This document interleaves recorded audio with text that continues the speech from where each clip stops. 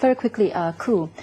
So there were not any broad tax reforms as you hoped, but were there any tax incentives in this budget that did please you? Well, having analyzed what was announced a while ago, I don't think there was any new incentive announced to basically spur the private sector to take the leading role.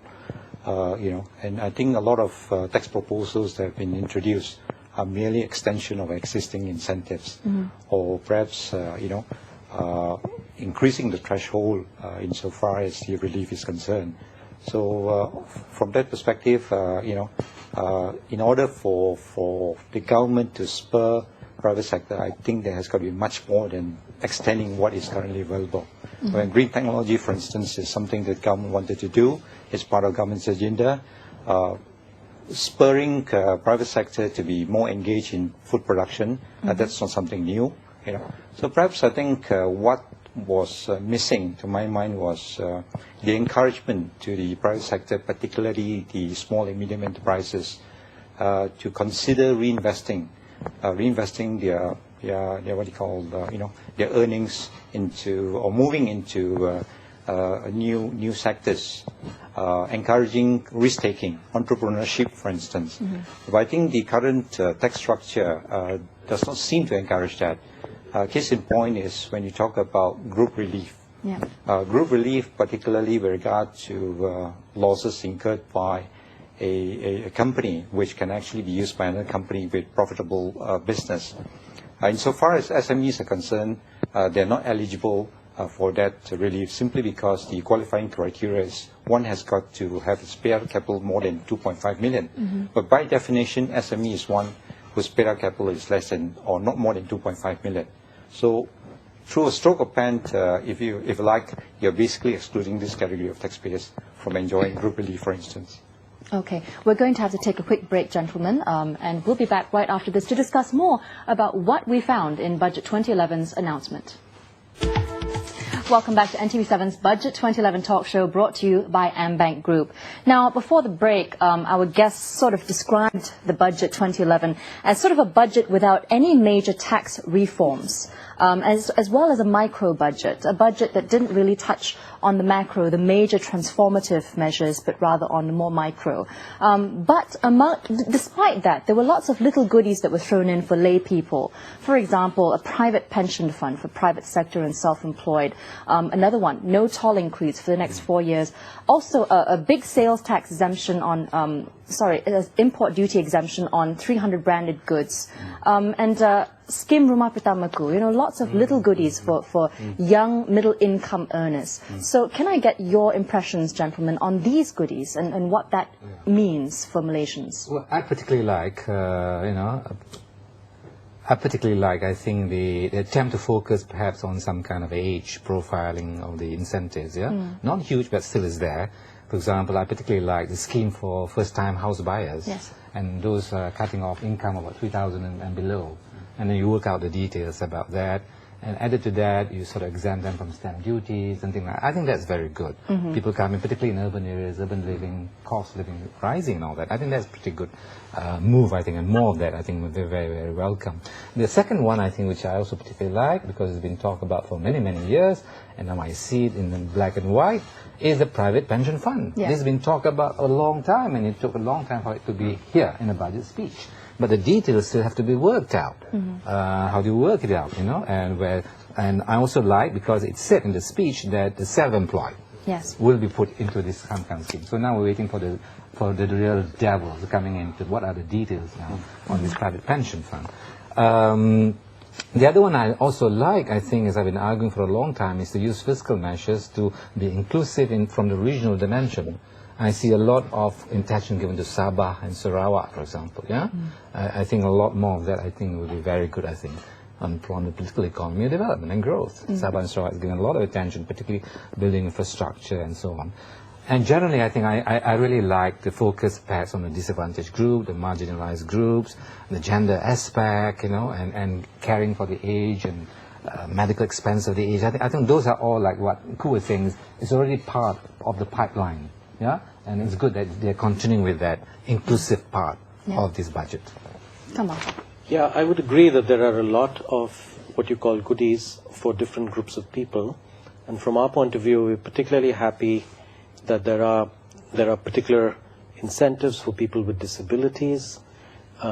There's also this maternity leave. Yes, 90 days. 90 days. Although the wording of it I'm trying to still understand. It says self-determination. But it means, as I understand it, mandatory 90 days.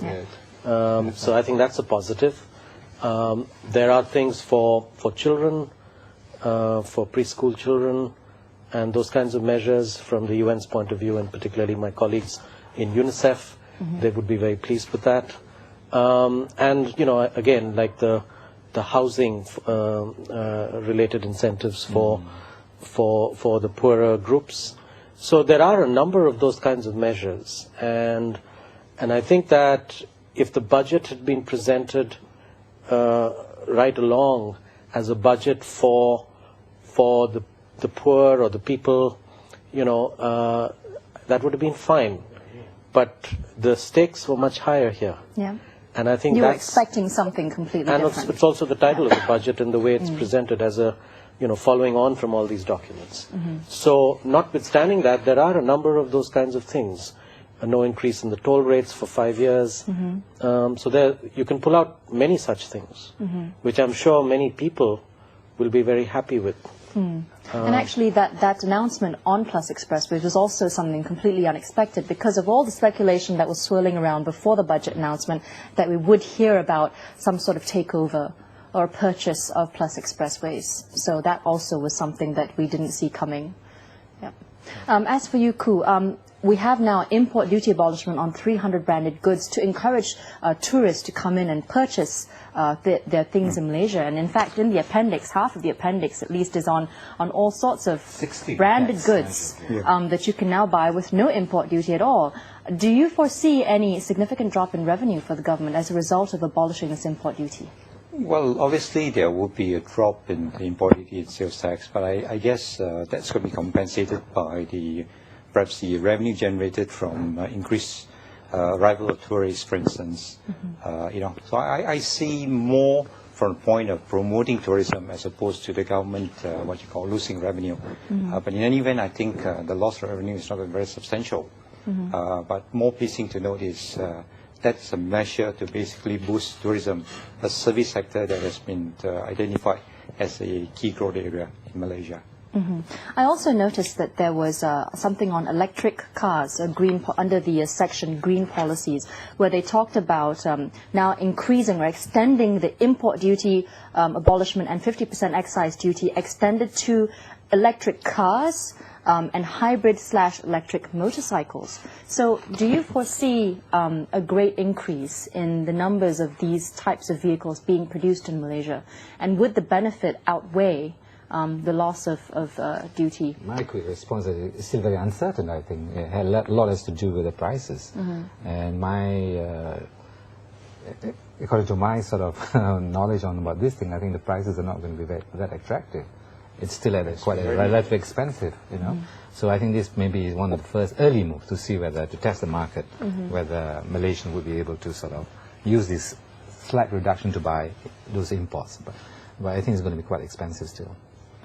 And also, I noticed on the stock markets, they're now encouraging government-linked investment companies to divest holdings in companies on Bursa, which is a significant move, and they hope to increase investment overseas to 20% from the current 7%. How would this?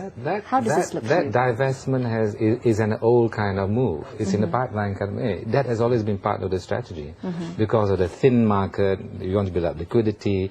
The free float, I think, is still very thin. Malaysia's stock market, you know, not deep enough. So that was the old idea of trying to divest, so that Khazanah and et al. And this kind of people sort of relinquish and then for the free float to be improved. That part's not surprising. But what is mildly surprising now is the allowance of EPF, in fact, to go offshore. Because there were big controversies many years ago about the riskiness of capital outflows. And that is people's money out. People worrying, why are you taking my money out? I save it here, why don't we do it here? But now I think things have changed. Capital outflows, short-term and long-term, now very substantial.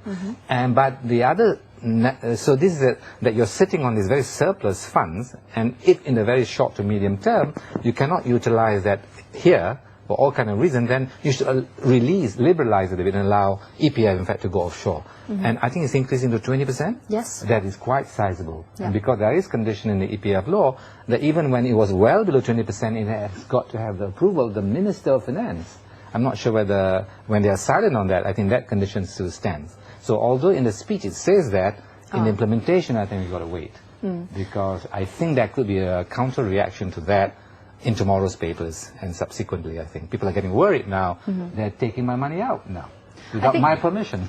The whole intention of this move is to actually liquefy liquidate the market, make it more fluid. Do you think that this might make Bursa more attractive, or investing in local companies more attractive to foreign investment firms? It could. It depends on which firms the divestment is in. And I mean, I've read somewhere that, you know, there's a divestment in companies like Malaysian Airlines and AirAsia, but the AirAsia bit is just 7%, so it's not a lot. So I think it will really depend on which of these which areas the divestments are in, and I would imagine that AirAsia might be attractive, whereas some of the others may not be. Now,